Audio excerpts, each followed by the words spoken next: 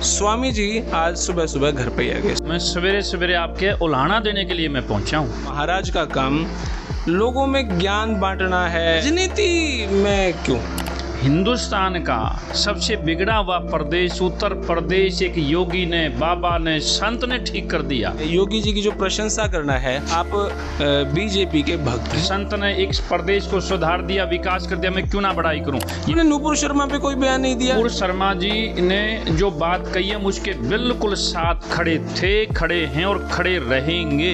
तावड़ू में जो डीएसपी का एक हत्याकांड हुआ उस पर आप चुप रहे। अपने पेज पर डीएसपी साहब के लिए श्रद्धांजलि प्रकट करी है। तो समझने की कोशिश कर रहा हूँ ये पार्टी कौन सी की बी टीम है। और मैं आपको ये समझाने के लिए आया हूँ कि एकदम पर चुनाव हम लोग जनता कल्याण मोर्चा जीतने जा रहा है। आपकी विचारधारा कहीं भूपेंद्र सिंह हुड्डा जी के साथ मिलती है। भूपेंद्र हुड्डा जी हो या दीपेंद्र हुड्डा जी हो, हम सब के ऊपर कटाक्ष करेंगे, हम किसी को नहीं बख्शने वाले। इनेलो को लेके क्या सोचा? सबको छोड़ो, केवल जनता कल्याण मोर्चे को चुनो। जिस दिन में आपने पार्टी खड़ी कर दी, 1.5 से 2 लाख आपने पद बांट दिए, लेकिन मीडिया में खबर नहीं है। मीडिया में तो दिखावा करने वाले लोग होते हैं। इसी तरीके से एंट्री करी थी केजरीवाल साहब ने हरियाणा में। ये हरियाणा प्रदेश की आप बेइज्जती करने की बात कर रहे हैं केजरीवाल का नाम लेकर। कार पंजाब में आई तो सबको पता है, सबसे पहला प्रस्ताव पास किया, हरियाणा प्रदेश का कोई पानी नहीं मिलेगा। ऐसे आदमी की तुलना हमसे आप कर रहे हैं? केजरीवाल की बात नहीं होनी चाहिए। ने 3 मैनिफेस्टो बताए जिससे जनता ये सोचे भी हम आपको वोट करेंगे। हम 4 बता देते हैं, शिक्षा, स्वास्थ्य, रोजगार और सुरक्षा। चारों के चारों जनता कल्याण मोर्चा की सरकार प्रबंध करेगी। कर रहे थे कि अब मेरी सरकार आएगी तो पर्ची खर्ची खूब चलेगी। हमारी सरकार में पर्ची खूब चलेगी। क्यों नहीं पर्ची चलेगी भाई? एक आदमी जाता है और वो दरवाजे पर जाकर अपना नाम लिख के पर्ची देता है अंदर कि मैं आया हूँ, पर्ची क्यों नहीं चलेगी?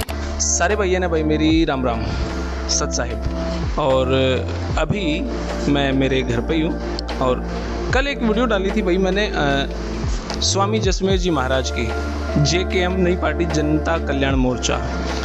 वो वीडियो लगभग 5-6 हज़ार लोगों ने देखी है और उसका प्रभाव ये रहा कि मुख्य आदमियों के उसमें कमेंट हैं, रिस्पॉन्स मिला, लोगों के फ़ोन भी मेरे पास बहुत सारे आए, लेकिन उन सब से ऊपर स्वामी जी आज सुबह सुबह घर पे ही आ गए। स्वामी जी नमस्कार। नमस्कार सत साहिब, प्रणाम साहिब। स्वामी जी कैसे हैं? मैं ठीक हूँ। और कल आपने जो वीडियो डाली थी मैं तुरंत एक्शन लेता हूँ।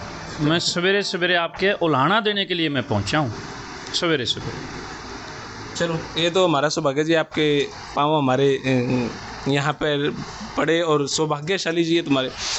स्वामी जी संत का काम, स्वामी जी का काम, महाराज का काम लोगों में ज्ञान बांटना है, सीधी सी बातों में करूँ उनके रोग शोक हरना है, मोक्ष की प्राप्ति, ये सब कुछ है। राजनीति में क्यों? आज भी क्या ये प्रश्न बचा रह गया क्या? दुनिया का, हिंदुस्तान का सबसे बिगड़ा हुआ प्रदेश उत्तर प्रदेश एक योगी ने, बाबा ने, संत ने ठीक कर दिया।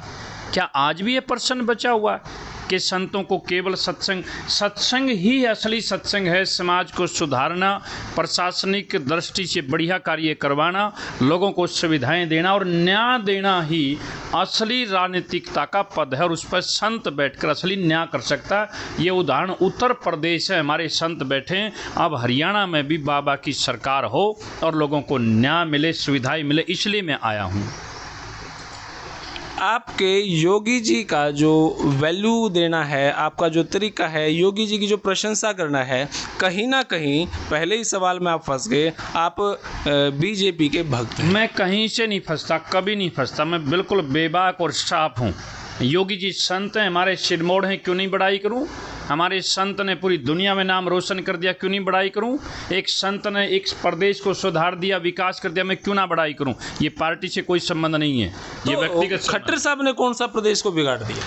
मैंने खट्टर साहब की तो अभी चर्चा ही नहीं करी है। मैंने तो अभी चर्चा ही नहीं कर ली खट्टर साहब की। अभी तो मेरा जो अभियान है, जो मिशन है, मैं तो सबके लिए बात करूंगा। मैं किसी को नहीं छोड़ूंगा, कोई नहीं बचेगा। और मैं क्या नहीं छोड़ूंगा, ये हरियाणा प्रदेश की जनता ही नहीं छोड़ेगी। जनता ने किस किस को नहीं परखा है।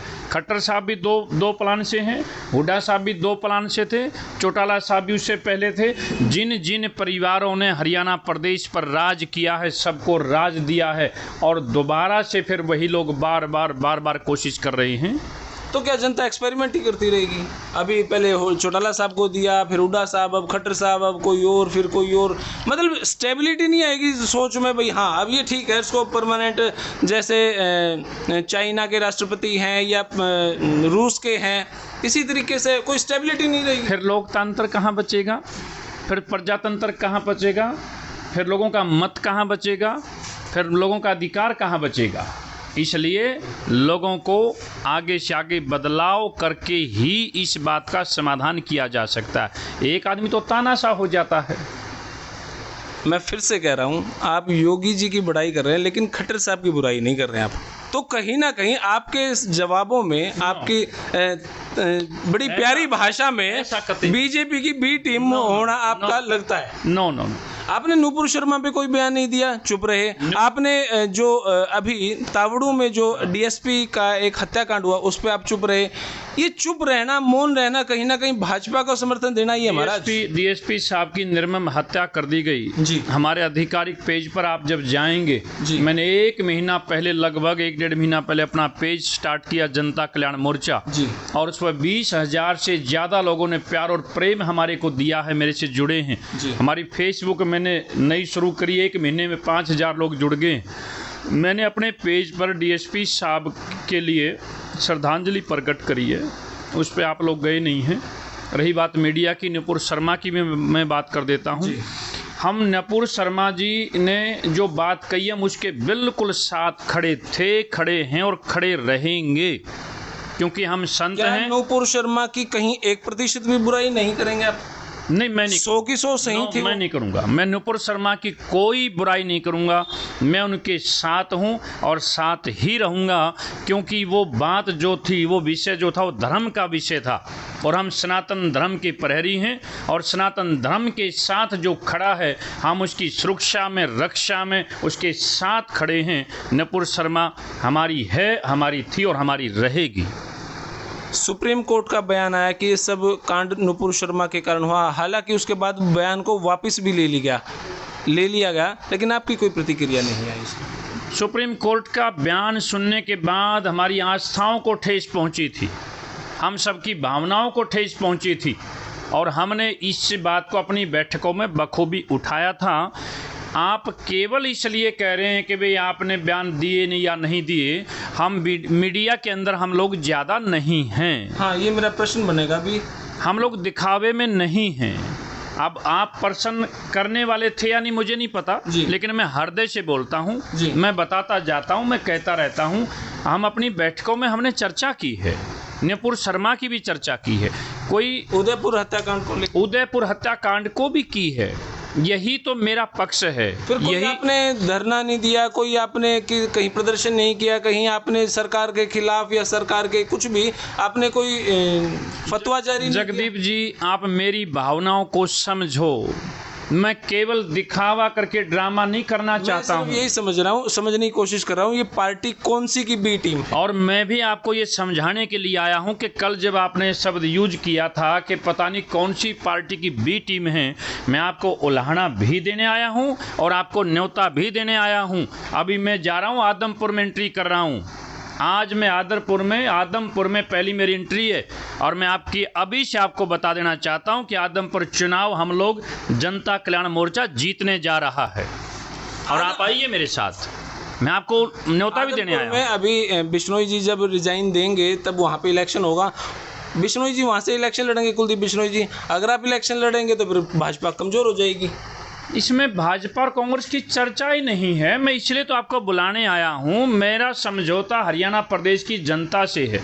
जनमानस के साथ है। जनता क्यों बदलाव करे भाजपा में, क्यों, जरूरत क्या है? जनता क्यों नहीं बदलाव करे? आप मुझे 2-3 पॉइंट गिना दीजिए, फिर मुझे लगेगा भी हाँ भाजपा क्या बुराई कर आप रहे हैं। एक बार अगर आप एक बार जनता में जाओगे जी, आपकी पारखी नज़र है, आप किसी एक आदमी से भी पूछ लें क्या आप लोग संतुष्ट हैं, आपको बखूबी जवाब देंगे। नगर पालिका नगर परिषद हम जनता ने लोग दिखा संत दिया। लोग, जगदीप जी आप बार बार उस बात पर जा रहे हैं, उनकी बुराई नहीं करी, उनकी बुराई नहीं करी।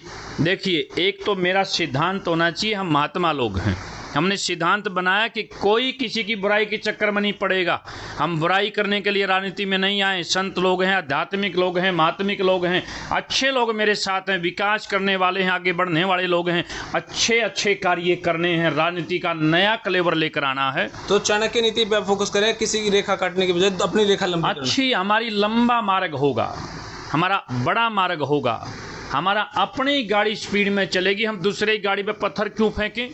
हमें क्या मतलब है? ये तो सारे लोग करते हैं, वो उसको गालियां देता है, वो उसको देता है, ऐसा नहीं होना चाहिए। हम लोग तो जो है ना तपस्या करने वाले लोग हैं, हम पसीने से नहीं डरते हैं। बाकी सारी पार्टी के नेता तो शीशे के घरों में एसी में बैठ कर प्रेस कॉन्फ्रेंस करते, दूसरी कोई बात नहीं है। इसलिए हमारा सिद्धांत है कि हमें कार्य करना है, इन लोगों की तरह हमें एक दूसरे की होड़ नहीं करनी है, एक दूसरे को नीचा दिखाने के लिए मैं नहीं आया हूँ।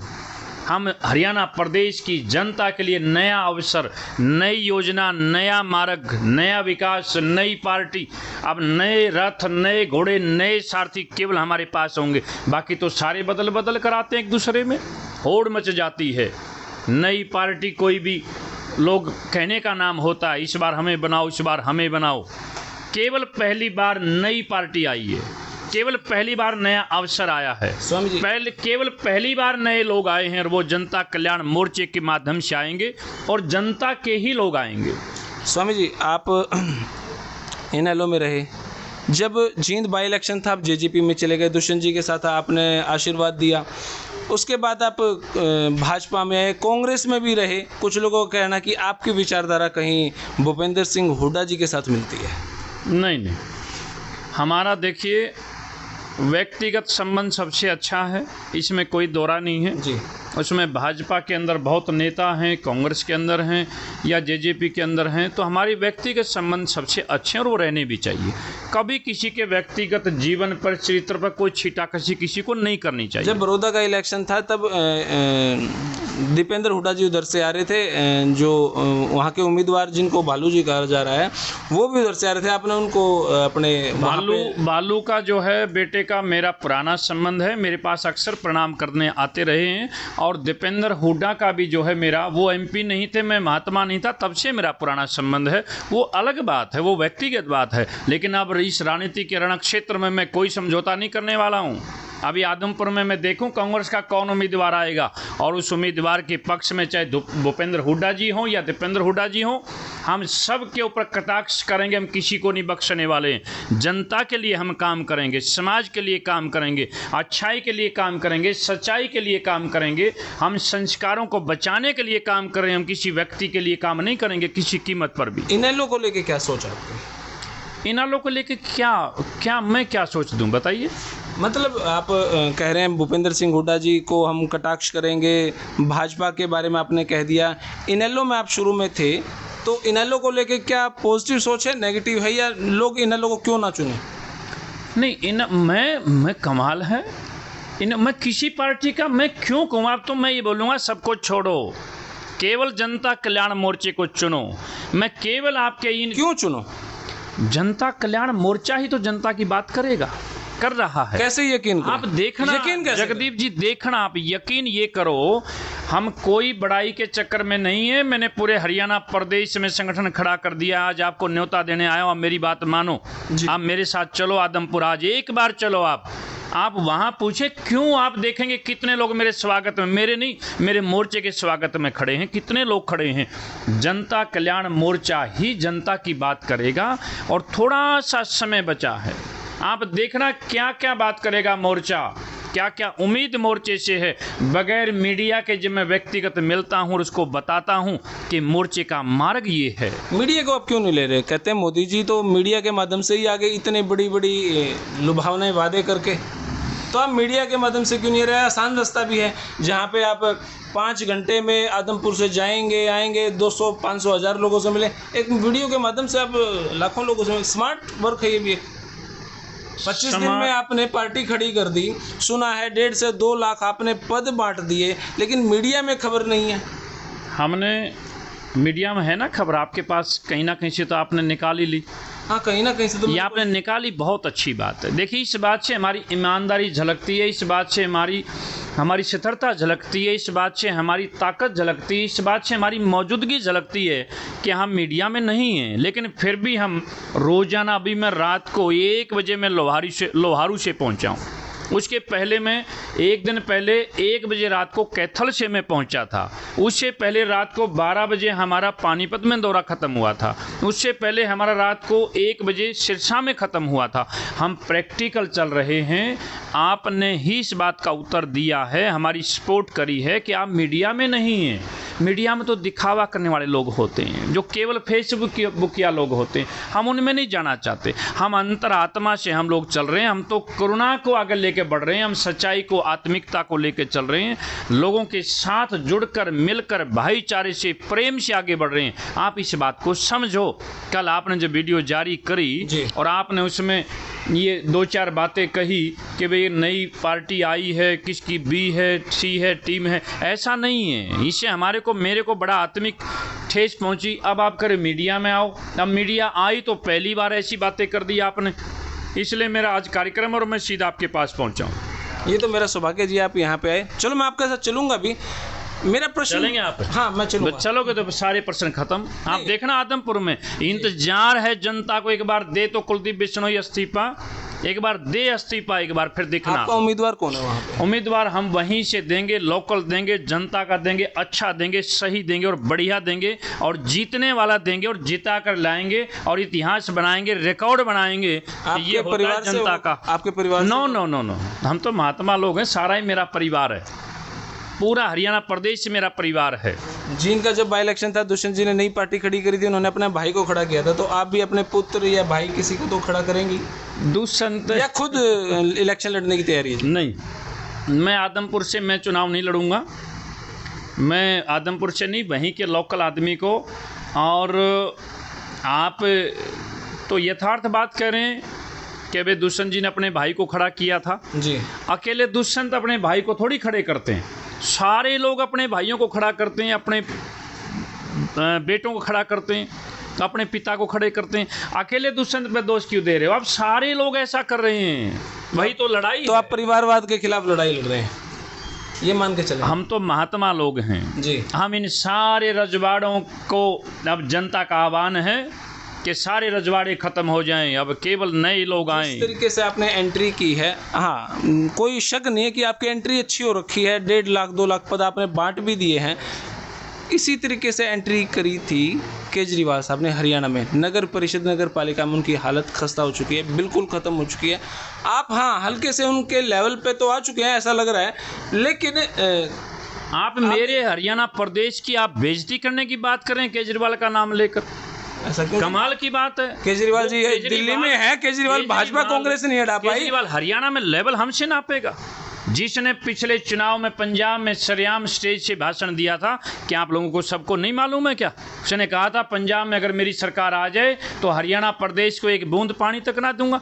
मैं तो बड़ा हैरान हूँ, ऐसा कौन व्यक्ति हरियाणा प्रदेश का जो केजरीवाल की मौजूदगी को दर्शाना चाहता है? उन सारे लोगों को केजरीवाल की तरफ से शर्म आनी चाहिए। मैं थोड़ा कड़वा भी बोलना चाहूँगा इस बात के ऊपर, जिसने प्रदेश में खड़ा होकर, दूसरे स्टेट में खड़ा होकर हरियाणा प्रदेश के प्रति ऐसी कड़वी भाषा का प्रयोग किया। और ये केवल मेरा आरोप नहीं है। जब सरकार पंजाब में आई तो सबको पता, सबसे पहला प्रस्ताव पास किया, हरियाणा प्रदेश का कोई पानी नहीं मिलेगा। ऐसे आदमी की तुलना हमसे आप कर रहे हैं?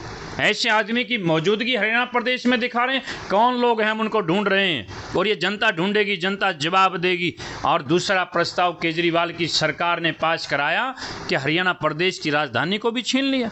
कितनी गहरी बात है। एक आदमी मेरा जवाब दे, किस मुंह से, किस जबान से, किस बात को लेकर सरकार बनाने की बात करते हैं हरियाणा प्रदेश में? कैसे केजरीवाल आना चाहता है? और आपने कहा कि आप उनके बराबर आ गए हैं।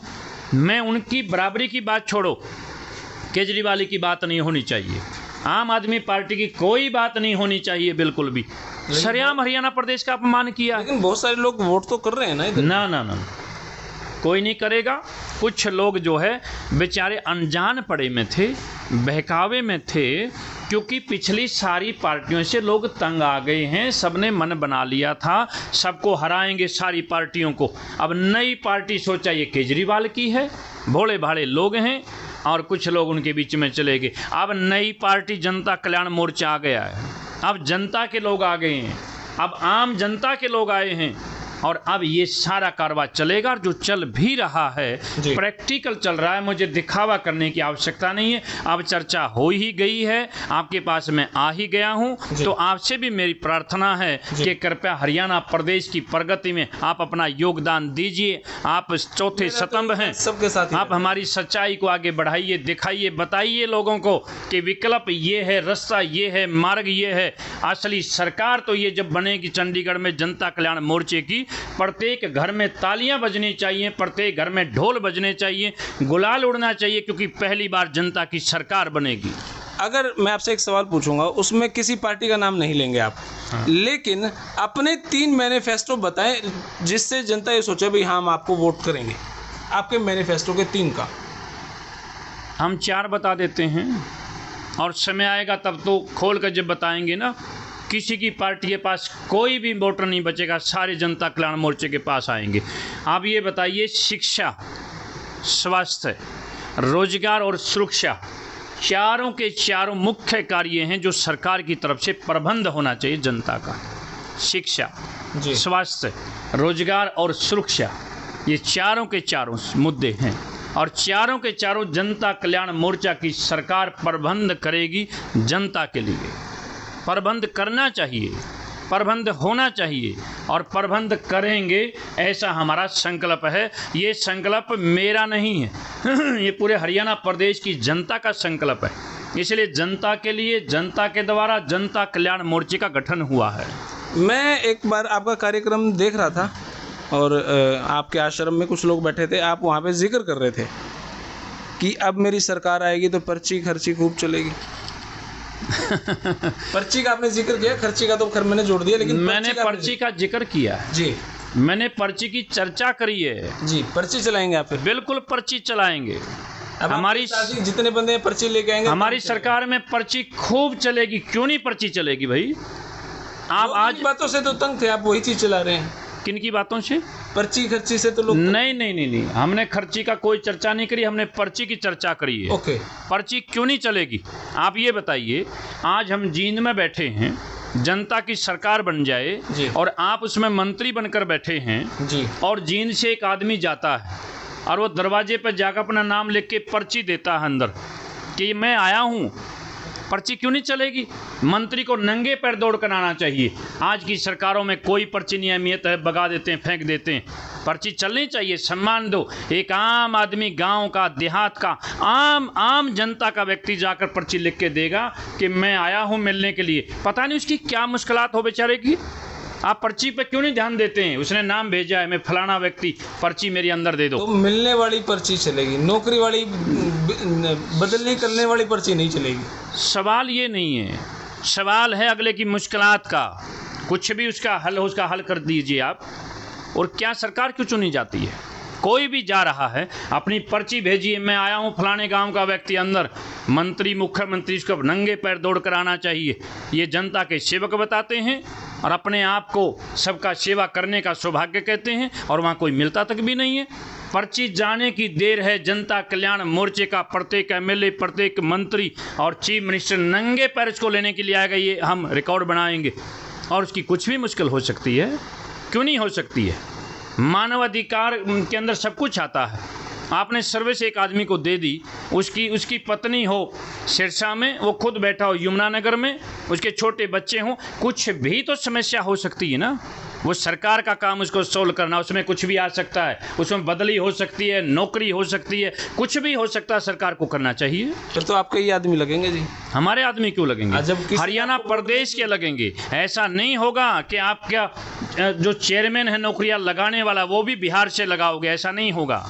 सभी लोग हरियाणा प्रदेश से लगेंगे, हरियाणा प्रदेश के लोग होंगे।